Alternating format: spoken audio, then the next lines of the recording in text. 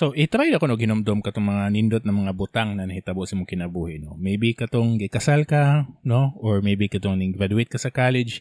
O yung mga nindot na mga feelings. Maybe siguro po katong gisugot ka sa imong uyab or naabot imuhang crush, or siguro katong nakuha nimo imuhang dream job gud siguro o nadawat ka sa usa ka kumpanya, no. I think those are the good memories siguro ang una niyong mahuna-hunaan, no.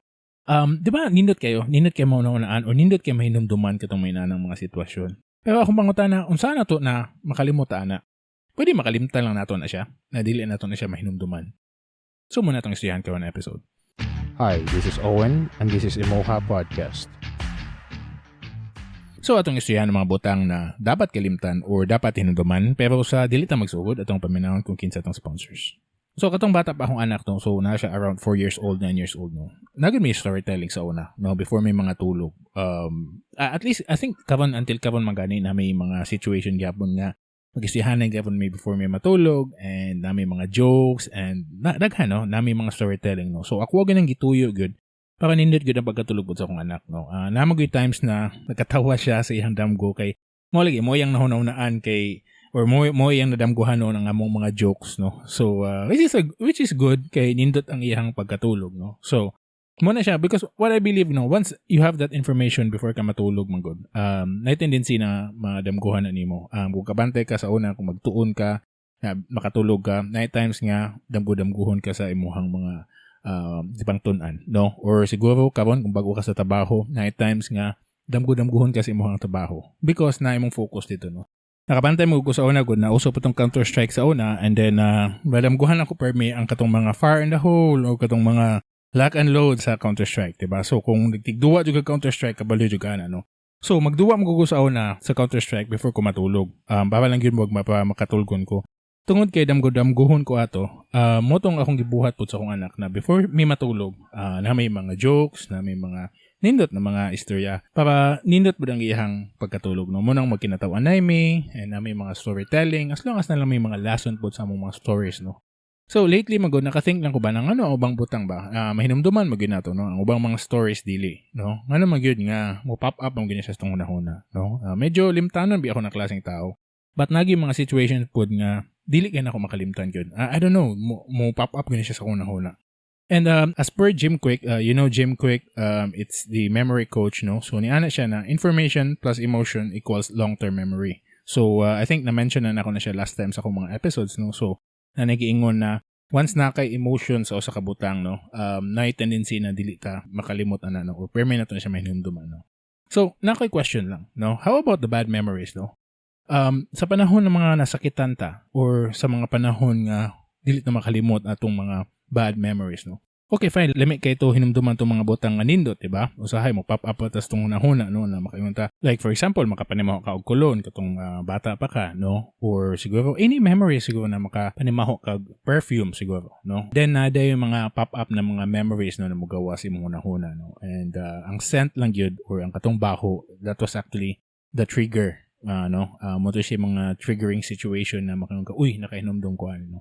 Like siguro kung magkaon tawag something, no, or makahinumdum ka sa luto sa imong mama or maybe luto sa imong papa, sa imong lolo or sa imong lola, no. And mao to'y naka-trigger sa imuha, no, ang pagkaon. Pero what if ang bad memory mong mahuna-hunaan? Dili ang good memory. So unsa man nimo? So nako situation before daghan kog mga bad memories sa una, no. Until now naadya pa na sa una. And mo pop up na nagkalit once na mga triggers, no. Usay ma-trigger ko because of the movies or siguro pictures or siguro mga kanta, no, or mga wordings, no, or siguro ang lugar. And even makakita ko sa isa ka tao and then makahinumdum ko sa laing tao, dili siya ako mahinumduman. Mula na siya mga bad memories na po akong nakakuha, no. And I believe nasa kainana ng mga situations po siguro. And sometimes it's not really the best feeling na makahinumdum ka na, no. Well, yeah, okay lang katong bad memories na medyo okay lang, no. But what if katong mga worst memories gini mo na once makahinumdum ka, bati kay sa muna-huna.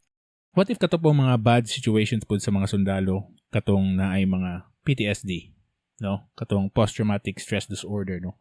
Every time na sila mahuna-hunaan ay mga triggers, makahinumdum din sila sa mga bad situations din nila, no? And inana na ilahang mga life, ilang life na gikuan nila, no? So my other question actually is that kailangan mo gina siya kalimtan? kabalo ko na ang atong utok no dili gid maayo sa mga contradicting thoughts no. So like this one no. Let's have a quick exercise na lang siguro no. So kung maminaw ka no, please ayaw lang gyud na ako no si Iron Man. Ayaw gunahuna please. Oh, see? Di ba? Nagunahuna na dayon ka. Di ba? Most probably, nagunahuna na din ka. The whole Avengers, mahunahunaan din mo sa Captain America and everything, no? Apil na si Thanos and all, no? Pero, pag ako naingon nga, ayaw pagunahunaan na. Di ba? So, muna siya, no?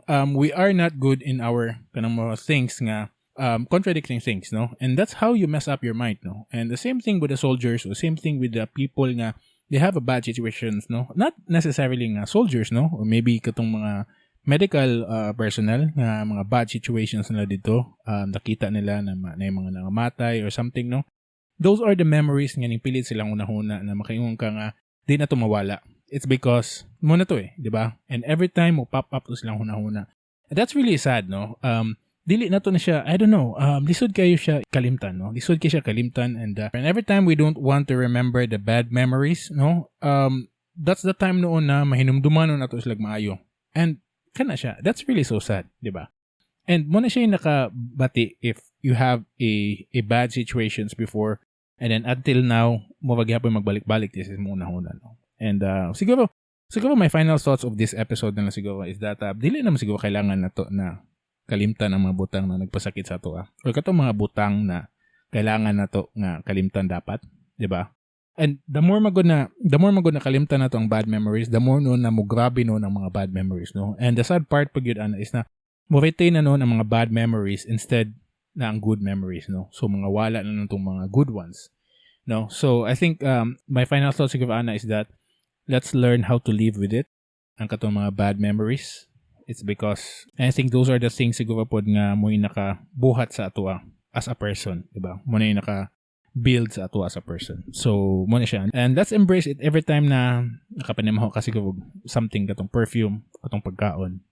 Siguro kung makakita ka sa ka-picture or siguro and every time abot ka sa ka lugar na yung mga memories po na ning gawas, no? So, muna siya. And I think let's just smile and said that those are the great memories, no? Whether the bad one or the good ones.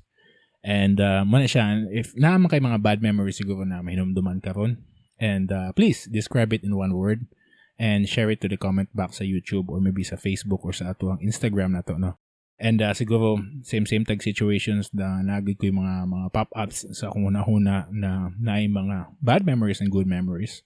And every time na yung mga triggers akong hunahuna, no? And also, please consider subscribing to our channel. Available me sa Facebook, YouTube, Spotify, Apple Podcast, Google Podcast, Instagram, Pinterest, and Buy Me a Coffee. Once again, my name is Owen. Ako lang ipermi magpahinumdum sa inyo ha, na ayaw lang inyong kalimti, basta magluto, maglimpyo, manghugas, manglaba, magkaon, mag-inusara. Kaya na podcast para sa imo. I'll see you in the next episode, and I always love you. Bye-bye.